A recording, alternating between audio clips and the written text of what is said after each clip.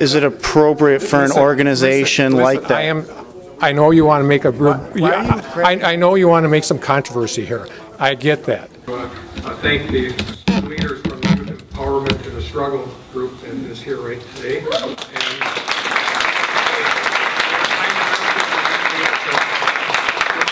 Thought out student Bill of Rights, and frankly I think for those of you who take a look at this Bill of Rights and consider it and think about the thoughtfulness of the students, you'll see that a lot of things that they're talking about directly relate to how adequately our school districts are funded.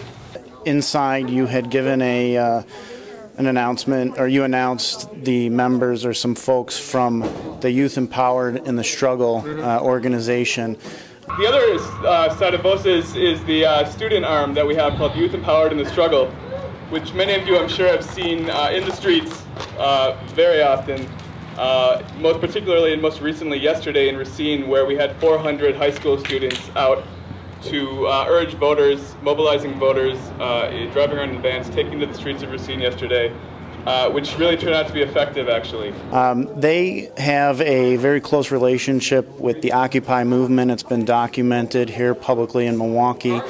They were also documented as educating students and taking students out. Is this kind of a loaded question here that are you going to ask me a question, or are you going to tell me about these people? I'm going to ask you a question. The question is, do you feel it's appropriate for this organization, who has a close relationship with the Occupy movement, to take students during school days out to in a get out the vote drive and get out the vote effort during school hours? Those students that in the audience tonight that did that, you can identify those students? No, I'm not saying that it's those students, but you had given a shout out to members. Listen, Jack, I gave a shout out to those students because they worked hard to develop a student's Bill of Rights. That's all I did. So if you want to tie it to the Occupy movement or anything else, go right ahead and do that. I'm just telling you, those students came up to me tonight, showed me a piece of work that seemed to be a reasonable piece of work. End of story. Is it appropriate for an organization like that? I know you want to make I know you want to make some controversy here. I get that. But I'm just asking a question. You can answer it however you feel appropriate. I don't know. What I'm asking is, do you feel it's appropriate? I don't know if sorry, Dr. Evers, we need you back inside. I know that, but I have to tell you this right now. I don't know if that happened. I am here on behalf of Youth Empowered in the Struggle to inform you of our contribution to this recall election.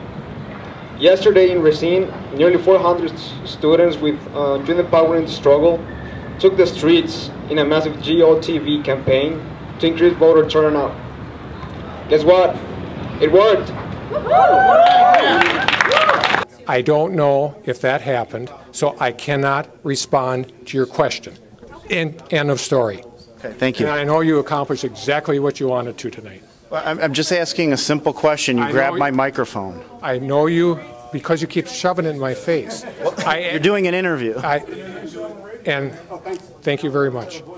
To paraphrase Che Guevara quote, for change to happen, we have to be guided by true love. Love to ourselves, to our neighbors, to our families, and to our future. Hasta la victoria siempre.